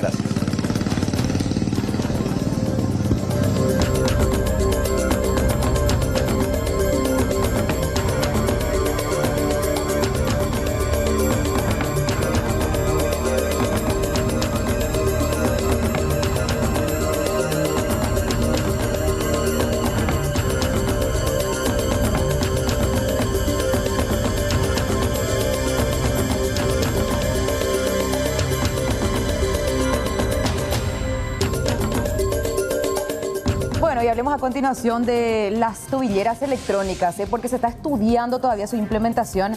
Ayer justamente se hizo una mesa interinstitucional, se reunieron los integrantes de la Fiscalía, también de la Policía y el Ministerio del Interior para poder ultimar los detalles, lo que sería aparentemente, Juan, la implementación inminente de los grilletes o tobilleras electrónicas. Sí, una duda histórica desde hace varios años, y esto teniendo en cuenta la gravedad de la situación de violencia, especialmente contra la mujer, que venimos viendo en esta escalada de gente que no respeta la prisión domiciliaria, pero tampoco existe una institución que cumpla a cabalidad con ese control de rutina y con esa sanción en caso de que esto no se cumpla. Y no solamente cuando se tratan de procesados con medidas cautelares de prisión alternativa, tampoco pueden controlar las famosas restricciones cuando hablamos de violencia de género, problemas intrafamiliares que muchas veces derivan en casos más graves como ser los feminicidios, ¿verdad? ¿De qué manera podría ayudar la implementación de las tobilleras electrónicas? Es lo que nos preguntamos nosotros, atendiendo a que en otros países ya desde hace un buen tiempo se viene utilizando y se habla de una efectividad del 98%, como ser por ejemplo en Chile, que su estudio estuvo en tratamiento por 8 años aproximadamente. Ya desde hace unos años ellos lograron implementar el proyecto y varios de los procesados están utilizando las tobilleras. Y a esto agregamos, Judith, el caso de Córdoba, Argentina, en donde también el sistema de protección a las víctimas es modelo. Tanto así que el Ministerio de la Mujer de Paraguay viajó hasta Córdoba hace poco tiempo para tomar como referencia efectivamente cómo se aplica a cabalidad y efectividad este sistema. Porque hay una policía que controla, avisa, sanciona y por sobre todo protege a las víctimas de violencia. Ese que mencionás vos, ¿verdad? Porque para poder implementar esta idea, este proyecto de las tobilleras electrónicas, primeramente se tiene que presupuestar, reglamentar, porque eso va a significar mayor recurso humano, ¿verdad? Porque se va a tener que destinar un grupo para la vigilancia, así como también la implementación de una central de monitoreo, la creación de un software y muchas otras cosas más, ¿verdad? ¿Cuánto dinero pone como referencia el Estado argentino? ¿Cuánto gasta anualmente para gestionar las tobilleras electrónicas? 30 millones de dólares por año para un universo de más o menos 2.500 reclusos que son monitoreados constantemente. Bueno, y en instante vamos a compartir con usted algunas placas que demuestran la efectividad en otros países hasta ahora. ¿En qué les ayuda la implementación de las tobilleras electrónicas? Pero antes, vamos a compartir unas entrevistas que captamos justamente ayer durante esta conferencia de prensa, donde habló el ministro del Interior sobre el presupuesto justamente para la puesta en marcha de esta idea. Se está trabajando en eso, es justamente una de las dificultades por las que no se estaba pudiendo implementar, porque recuerdan ustedes, esta ley originalmente desde el año 2017, tuvo una modificación en el año 2019 y entonces ahora estamos viendo cómo avanzar. Presupuestariamente no está previsto, eso tenemos que aclarar. En ninguna de las instituciones aquí representadas está previsto en el presupuesto y ahora estamos viendo cómo subsanar eso y avanzar para poder implementar. Bueno, muy importante, yo voy a hablar un poco del tema de los procesos, porque si bien está la policía que debe hacer el control, todo el sistema de justicia debe acompañar. Claro. ¿De qué nos sirve tener estas herramientas si tenemos una enorme mora judicial? Es decir, muchísimos, cientos y miles de casos que están todavía pendientes de revisión y que existe la mora porque los jueces no se toman el tiempo de hacer las audiencias o incluso la fiscalía llega con un recargo de trabajo muy importante para llegar al fondo de cada caso. Claro, porque el orden tiene que ser policía, Ministerio Público y los organismos judiciales ya en este caso. ¿Verdad? ¿Qué decía justamente el fiscal general del Estado con respecto a esta idea? Esto que puede ser entendido a veces como comodidad inclusive para el procesado, porque las medidas alternativas y sustitutivas constituyen un mecanismo de dejar un poco de lado la penitenciaría, que es un poco el objetivo final. También el tema de las libertades condicionales, salidas transitorias, etcétera, podrían ser controlados por estos mecanismos. Existen muchas aristas. El sistema se ve comprometido a buscar una solución al problema. La saturación de las cárceles obligan a buscar soluciones. La respuesta final no siempre es una sola. Y en esa inteligencia creo que la reunión de importantes personas del Poder Ejecutivo, del Poder Judicial, de la Fiscalía, hace que tengamos un futuro promisorio. Hay diálogo, hay conformidad para que esto prosiga. Bueno, Judy, cuando hablamos de estos elementos, mínimamente el aparato, la gestión, la compra, la licitación, el software, el control, la capacitación, la sanción, todo un sistema nuevo prácticamente que se va a tener que implementar desde cero porque cero experiencia tenemos. Claro, y partamos primeramente de la premisa que hay que adjudicar. Una empresa tiene que salir allí la licitada para poder proveer estos sistemas tecnológicos. Vamos a ver qué decía el comandante de la Policía Nacional.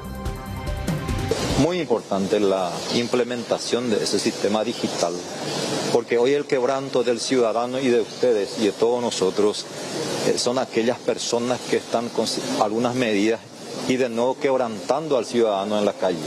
Si hoy nosotros tuviésemos ese equipo, con mucho gusto vamos a estar trabajando, con mucho gusto vamos a ayudar, porque en primer término lo que va a generar ese equipo electrónico justamente es la disuasión, porque electrónicamente va a estar controlada esa persona que está a disposición de la justicia, está preso en su propio domicilio.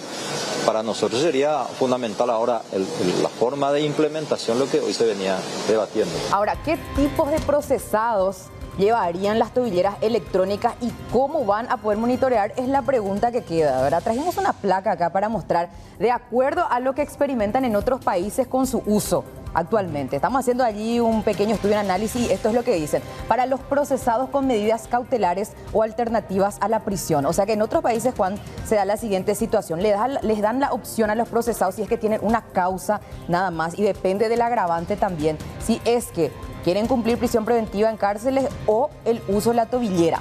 Prácticamente en casa, pero utilizando eso con las condiciones de ser monitoreados 24/7, rastreados, tiene un sensor, no se puede sacar, porque existe esa posibilidad también que quieran arrancar. ¿Y cuando quieran bañarse? Igual. Todo el momento, eso no te sacas en un solo instante, ¿verdad? Así que para los procesados con medidas cautelares alternativas a la prisión, ¿verdad? Ahora, veamos en otro aspecto. Restricciones por violencia intrafamiliar. Ese sería un buen punto acá, por ejemplo, Juan. Claro, porque en Argentina decíamos con la referencia 2.500 reclusos o personas procesadas por algún tipo de delito y que como medida tienen la prisión domiciliaria. Pero si acá incluimos el tema de la cantidad de restricciones, nos preguntamos, ¿va a dar abasto esto?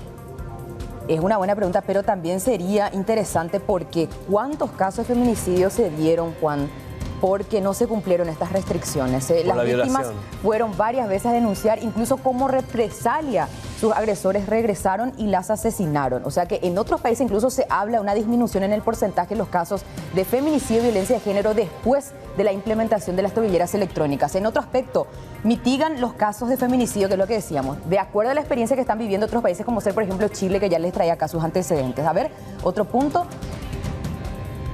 sería... Bueno, permite vigilar desde una app. Ese también es interesante. Estaba escuchando el testimonio de una mujer justamente chilena, que ella fue víctima de violencia intrafamiliar y ella logró salvarse por segunda vez de su agresor porque este tenía la tobillera y él se acercó hasta el sitio donde no era permitido porque la orden de restricción abarca un cierto radio y él se estaba acercando y a través de una app que se le proporciona también en el número, o sea, en el teléfono de la víctima, ella pudo percibir mediante el sensor de que se estaba acercando a su agresor y esta información inmediatamente también ya la derivaron a la policía. Fíjate cómo funciona. Que acude rápidamente al auxilio. Y así debería ser, ¿verdad? Así que otro aspecto importante y positivo del beneficio de la tobillera electrónica. No sé si termina acá esto. Tenemos uno más. Uno más, ahí está. Descongestión de las penitenciarias, por lo que hablábamos. Sí, un tema central en este momento, las cárceles no dan abasto.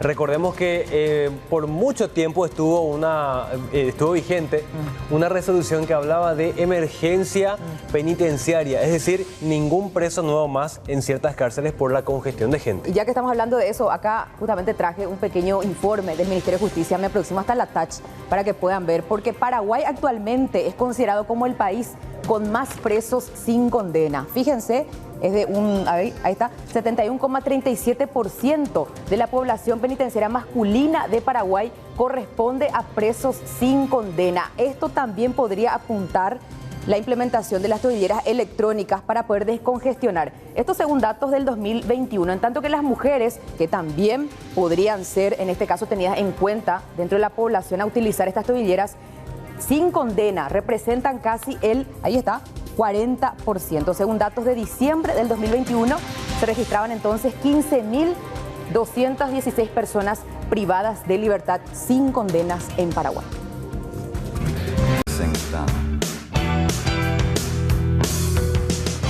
Vecinos preocupados de Lambaré denunciaron un posible caso de zoofilia. Esto hizo que se produjera una intervención, un procedimiento en la casa de este hombre que estaba sometiendo a un animal. ¿Cuál fue la sorpresa de los intervinientes de la Fiscalía? Encontrar a varios niños entre estos animales, entre tanta basura. Por esta razón, los niños fueron rescatados, sacados del sitio.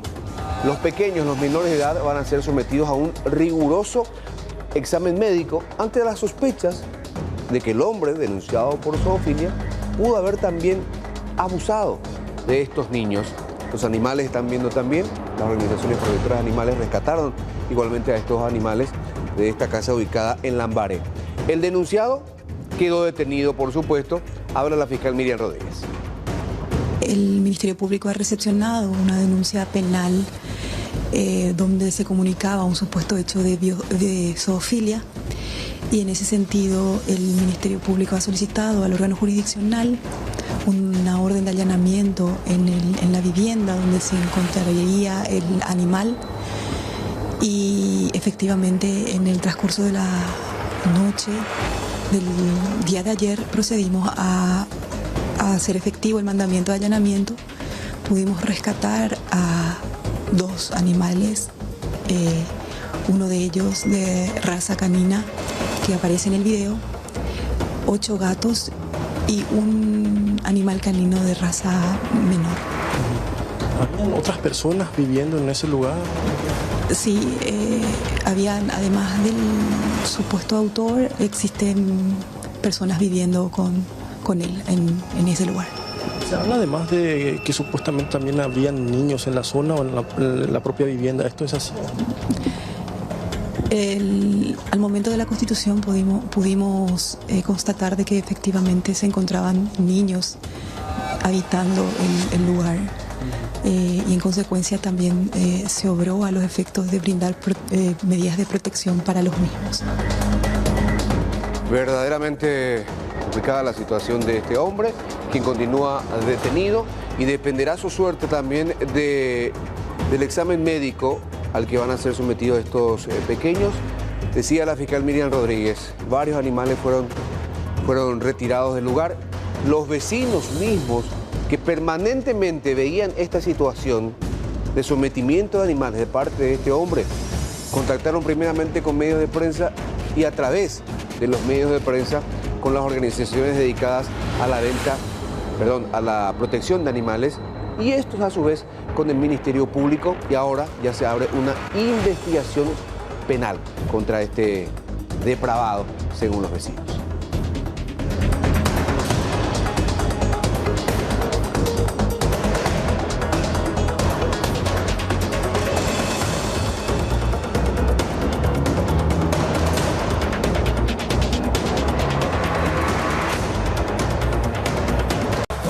Bueno, ya comenzamos a contar los días para la Semana Santa. Y esta celebración religiosa trae también consigo este tipo de atractivos. Bueno, al respecto, hay una sugerencia para la gente de la zona norte del país, porque grupos juveniles de la ciudad de Concepción organizan la 5ª edición del Camino de las Luces en esta capital departamental. Los organizadores ya anunciaron que precisan de más voluntarios para que la intención se cumpla de reunir a 25.000 personas en esta edición 2023. El Camino de las Luces se realizará en su 5ª edición en el marco de las celebraciones de la Semana Santa. Los voluntarios van a preparar candiles, faroles y antorchas para iluminar el tradicional Vía Crucis a realizarse en esta ciudad. La invitación está hecha para la gente que quiera compartir de estos días en Concepción y de este ya atractivo turístico. Estamos preparando hace 30 días aproximadamente con los jóvenes de JTC, organizando ya el Camino de la Luz de 5ª edición.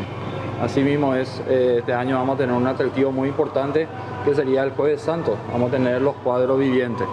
Va a estar llevando la academia del profesor José Argüello. Y el Viernes Santo vamos a tener nuestra convocatoria en el Puerto Antiguo, ¿verdad? Ahí haremos el lanzamiento del globo de luces. Luego partiremos en procesión acompañando a la Virgen de los Dolores, encabezado por nuestro obispo Miguel Ángel, los sacerdotes y las mujeres piadosas. ¿Va a ser un poco diferente o prácticamente igual a lo que se viene realizando? Y lo nuevo sería los cuadros vivientes, que sería el Jueves Santo. Eso es lo nuevo, ¿verdad? Y estaremos también presentando algo nuevo también en la cancha de los militares, aparte de las 3 cruces gigantes. En cuanto al itinerario, ¿no varía? No varía. Se sale del puerto en procesión, ¿verdad?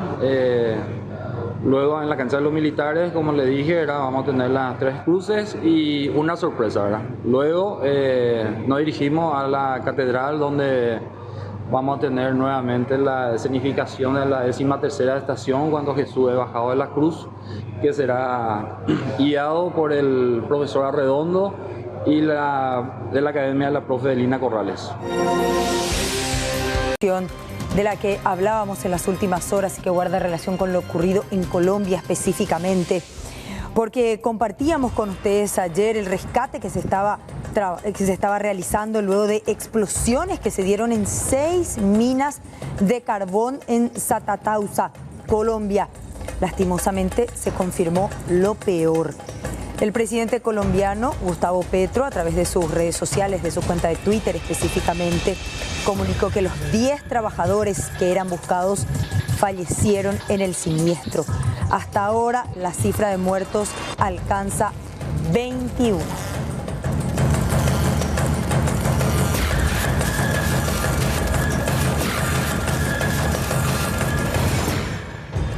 El diputado Ennio Berri asumió hoy como director brasileño de la Itaipú Binacional.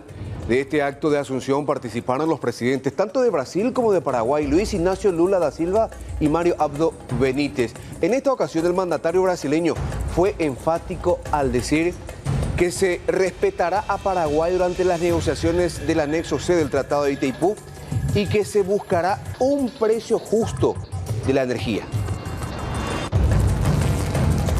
Ou quem sabe, num futuro muito próximo, a gente estará produzindo hidrogênio verde dessa água de Itaipu e a gente estará ganhando, sabe, dinheiro das duas pontas e vai ser melhor para o Paraguai e muito melhor para o Brasil y muy bom para nuestro continente. Y decía finalmente el mandatario brasileño Luis Ignacio Lula da Silva que todo lo generado por Itaipú no solamente debe ser beneficioso para brasileños y paraguayos, sino también para varios otros países de la región, por sobre todo en la ejecución de programas sociales. Cambiamos de tema para hablar de la clonación de vehículos. ¿Ustedes se imaginan ir manejando su vehículo, por supuesto, y ver pasar la camioneta que hace horas atrás usted lo había vendido? Esto le pasó a un médico de Coronel Oviedo, quien había entregado a un particular $18.000 más su camioneta Hyundai año 2018 como pago por otra camioneta más nueva. Y fíjense, estas son las dos camionetas. La comparación de las chapas. Calcadas las camionetas. La chapa, digamos, la del color rojo, la que teníamos anteriormente, la que usábamos anteriormente y se sigue utilizando, y la chapa Mercosur. Pero ¿qué pasa? ¿Por qué esta chapa Mercosur tiene W adelante? Porque cuando usted cambia de la chapa antigua, digamos, a la del Mercosur, indefectiblemente le va a venir con la misma nomenclatura, pero con una W por delante. Y eso es lo que pasó con este señor, quien se percató de que su vehículo estaba rondando todavía por Coronel Oviedo, vehículo que él lo había vendido, lo había entregado como parte de pago aquí, en el departamento central. La policía empezó a investigar y se topó que otro vehículo estaba en la zona de Hernandarias, es decir, dos vehículos de similares características y con la misma placa sigue circulando, o estaban circulando por lo menos hasta ese momento, en la zona de Coronel Oviedo. Él entregó una camioneta Hyundai Santa Fe modelo 2019 como parte de pago de otra camioneta de mayor valor, una Toyota Fortuner, que resultó ser que tenía la chapa clonada. Esto ocurrió ya en octubre del año pasado, que el día 14 pudimos localizar e incautar el vehículo en Asunción, sobre la avenida 21 proyectada y Estados Unidos. Estaba en poder de una persona que presentó también todas las documentaciones, supuestamente que él creía ser originales, pero presuntamente tienen que ser adulteradas, falsificadas. Este vehículo en su momento tenía una chapa que corresponde a otra camioneta Hyundai Santa Fe que se encuentra en la ciudad de Hernandarias. Por eso que decía que estamos ante dos casos de clonación de vehículos. Y esta persona también de Hernandarias ya había presentado la denuncia correspondiente de la falsificación, la clonación de su vehículo. Y tras el aumento masivo de casos de chikungunya del departamento de Itapú, a la zona de Camboretá tuvo que tomar una drástica determinación contra aquellos puercos que no quieren limpiar sus propiedades.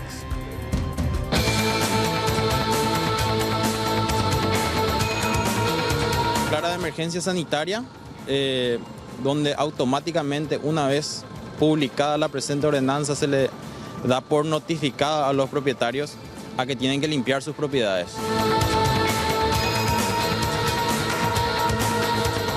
El distrito de Camboretá es uno de los que más casos de chikungunya tiene actualmente. Es por esa razón que desde el municipio, a través de una ordenanza, declararon primeramente emergencia sanitaria y ambiental, y acto seguido empezaron a multar a los que no limpian sus terrenos.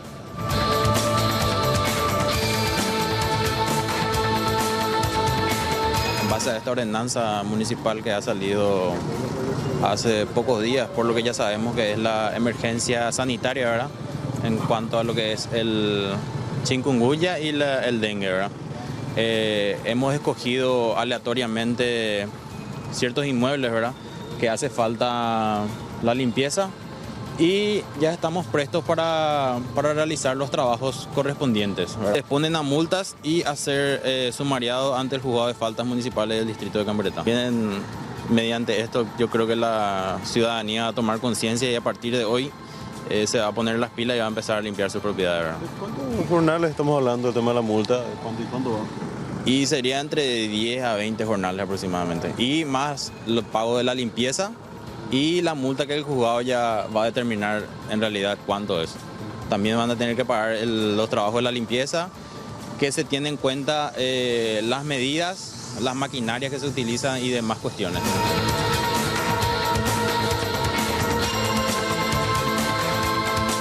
Poner que todo propietario, poseedor u ocupante, precario o no, de cualquier inmueble dentro del área municipal, en un plazo no mayor a 5 días contados a partir de la publicación de la presente ordenanza, deberá proceder a la limpieza del mismo. ¿Qué nos hace entender esto?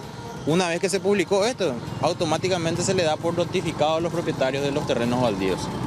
Aparte de esta multa, los propietarios de estos terrenos que no se limpian y que son potenciales criaderos de mosquitos tendrán que pagar por la limpieza que realiza la municipalidad de Camburetá. Avanzando me refiero a la chikungunya, pero tampoco nosotros nos quedamos atrás. Seguimos con esta campaña llevada a cabo por el grupo Albavisión y en esta ocasión seguimos en la zona de Roque Alonso, pero en el barrio Rosa Mística, minga de limpieza ambiental. Juntos vamos a eliminar los criaderos de mosquitos que transmiten estas enfermedades, el dengue, zika y chikungunya, que está causando estragos. ¿Cuándo va a ser? Este sábado, 18 de marzo, desde las 9:30 am. Invitamos a todos aquellos vecinos del barrio Rosa Mística o aquellos que quieran colaborar y contribuir en esta campaña, que se sumen a nosotros este sábado 9:30. Organiza el grupo Albavisión. Los esperamos.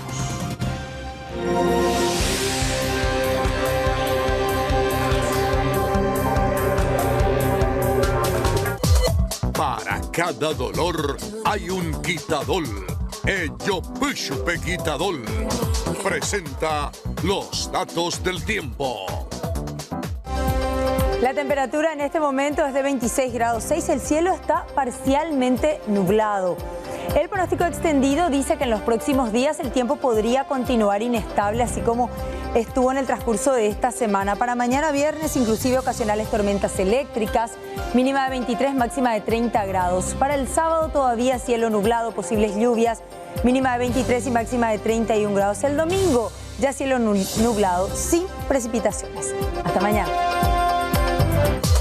Para cada dolor hay un quitadol. Ello Pushupe Quitadol presentó los datos del tiempo.